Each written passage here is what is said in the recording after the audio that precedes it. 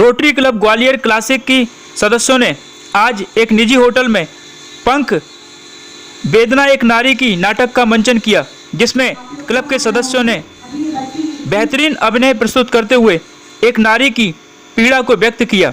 इस कार्यक्रम की संयोजिका रोटरी जाह्नवी रोहिरा रहीं। कार्यक्रम की मुख्य अतिथि समीक्षा गुप्ता थी।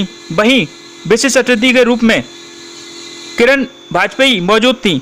कार्यक्रम में कई कलाकारों को अपनी प्रतिभा दिखाने का मौका भी मिला।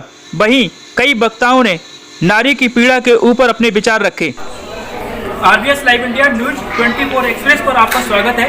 मैं आपको बता दूं कि रोटरी क्लब ग्वालियर सेंट्रल की तरफ से महिलाओं के सम्मान के लिए एक नाटक का मंचन किया गया है। यहाँ पर ग्वालियर शहर की बहुत सारी सम्मानित महिलाएं नारी शक्ति के रूप में यहाँ पर मौजूद हैं और मुख्य अतिथि के रूप में ग्वालियर की लोकप्रिय पूर्व महापौर समीक्षा गुप्ता जी, वाजपेयी जी हमारे साथ मौजूद हैं। जाह्नवी अरोरा जी जो कि बहुत अच्छी कवि हैं, बहुत अच्छी लेखिका हैं और समाजसेवी भी हैं। इनके साथ साथ मैं आपको बता दूं कि यहाँ पर बहुत सारे लोग हैं, एक नहीं बहुत सारे लोग हैं जो नारी शक्ति का प्रतिनिधित्व करते हैं। उन सब ने आज यहाँ पर अपनी उपस्थिति दर्ज कराई है। एक नाटक का मंचन हुआ है जिसकी रूपरेखा पूरी की पूरी जाह्नवी जी ने बनाई। सबसे पहले हम जाह्नवी जी से बात करेंगे, फिर एक एक करके हमारे मुख्य अतिथि उनसे ही बात करेंगे। मैडम, सबसे पहले तो आज के कार्यक्रम का जो कॉन्सेप्ट है वो कैसे आपके दिमाग में आया, ये बताइए।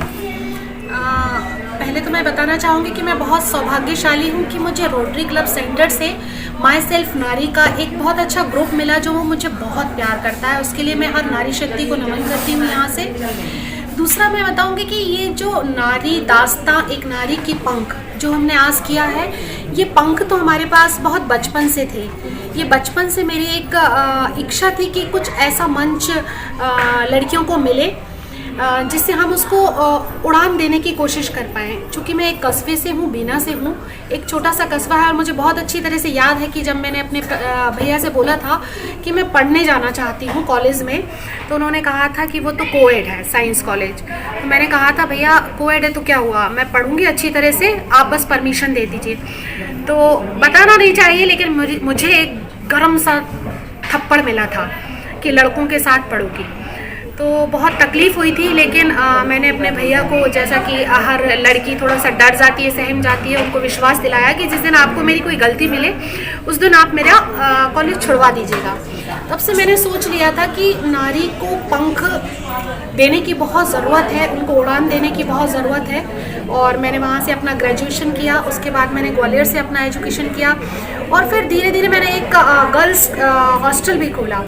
गर्ल्स हॉस्टल में भी यही चीज़ें थी कि मैंने जैन कॉलेज से मेरा कांटेक्ट था, JICT से भी मेरा कांटेक्ट था, पैसा बहुत अच्छा भी मिलता था वहाँ से। लेकिन मैंने देखा बच्चा पढ़ने नहीं आता, आधे से ज़्यादा बच्चा वहाँ पे मस्ती करने आता है।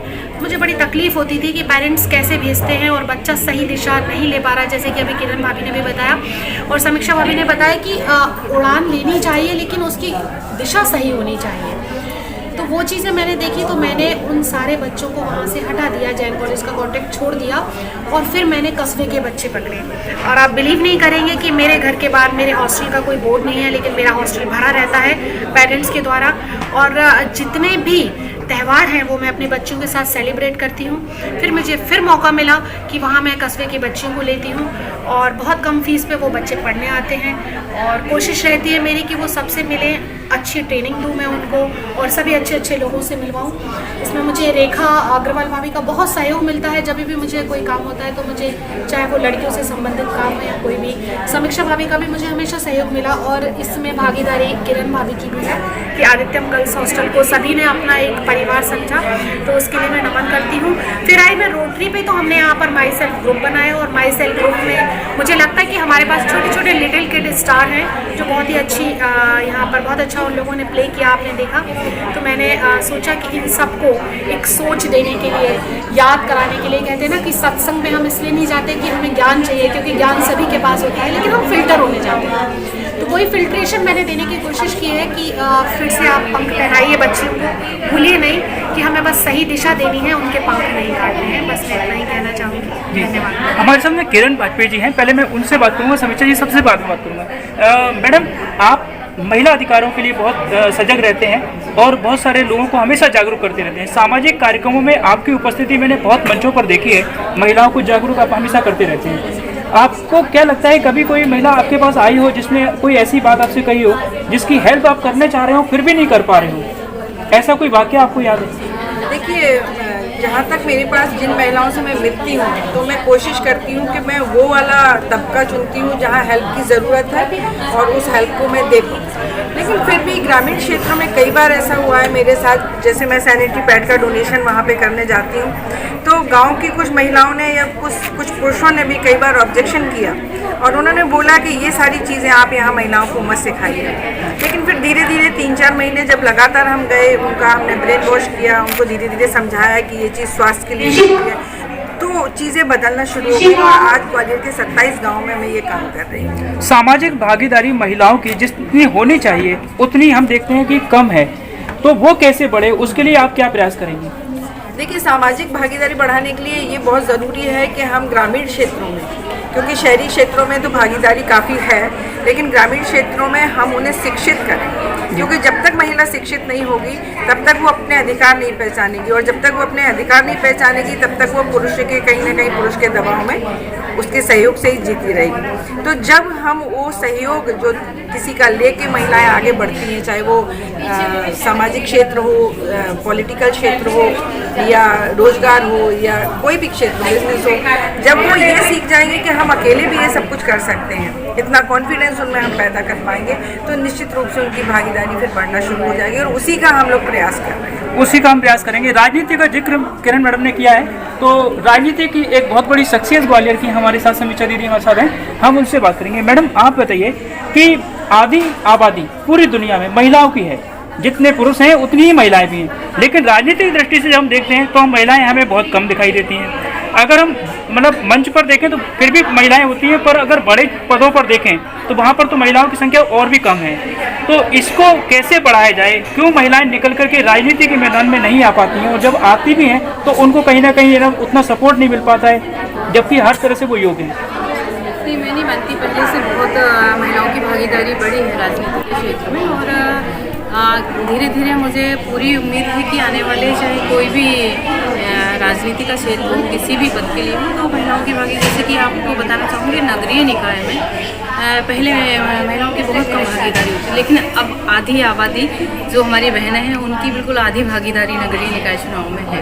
तो आने वाले समय में और भी इसी तरीके से, चाहे विधानसभा हो, लोकसभा हो, सभी में भी हमारी जो सरकार है वो निश्चित तौर पर महिलाओं की आबादी को बढ़ाएंगे और ख़ासतौर से इसलिए क्योंकि महिलाओं के साथ हर महिला राजनीति में भी नहीं जाना चाहती, तो उन महिलाओं को जो राजनीति में जाके और देश के लिए काम कर सके, क्योंकि राजनीति में पहुंचना एक अलग बात है, लेकिन जिस तरीके से काम होना चाहिए वहाँ वैसा काम करना वो एक अलग दायरा है, तो स्वाभाविक रूप से आगे बढ़ेगी भागीदारी। मैडम, एक क्वेश्चन है मेरे दिमाग में बहुत बार आता है, मैं कई बार संस्थाओं से बात करता हूँ जो बेटी बचाओ के नाम पर संस्थाएं चलाते हैं, बेटी रक्षा के ऊपर संस्थाएं चलाते हैं, बेटियों के ऊपर संस्थाएं चलाते हैं, उनका पूरा फोकस होता है बेटियों के ऊपर होता है, पर ज़्यादातर मैं देखता हूँ, मैंने उनके जो अध्यक्ष हैं, उनके जो लोग हैं, मैंने उनसे बात की है, सिर्फ अखबार तक, खबरों तक, लेकिन वास्तव में जहाँ बेटियाँ परेशान हो रही हैं, जहाँ महिलाओं के साथ में बहुत शोषण हो रहा है, अत्याचार हो रहा है, उनके पास कोई नहीं पहुँच रहा। आप आज अगर हम कुटुंब न्यायालय देख लें, महिला थाने देख लें, वहाँ पर महिलाएं परेशान हो रही हैं, उनकी मदद करने के लिए कोई नहीं आ रहा। आप क्या कहेंगे कि उनकी मदद के लिए कोई ऐसा पहल होना चाहिए? नहीं, बिल्कुल, क्योंकि देखिए सरकार ने भी बहुत कोशिश की है और बहुत सारी सामाजिक संस्थाएं जो बिल्कुल बिना स्वार्थ के बेटियों के लिए काम करती है, लेकिन मैं एक दूसरा पहलू भी आपको बताना चाहूँगी। कई बार जैसे मान लीजिए हमारी बेटी के साथ किसी तरीके की घटना होती है तो परिवार के लोग ही नहीं चाहते कि वो घटना ओपन हो, क्योंकि जब तक कोई घटना नहीं सबके सामने आएगी तो हम कैसे मदद कर पाएंगे। तो इसलिए परिवार वालों से भी आपके माध्यम से मेरा कहना है कि अगर कोई घटना बेटी के साथ घटती है तो हम उस संकोच को छोड़ें, क्योंकि अगर आप उस बात को दबाएंगे तो वो बात वहीं के वहीं दब जाएगी, फिर आपको न्याय नहीं मिलेगा।